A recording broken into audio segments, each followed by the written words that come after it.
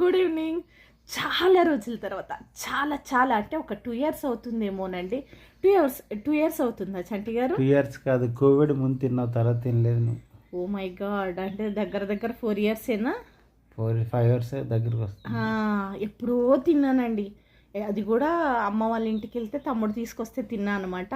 ఎందుకంటే ఈ bakery food మీద వాటి మీద ఇంట్రెస్ట్ లేదు. అలాగే కురుకురే కూడా నేను ఎక్కువ తిననండి అసలు.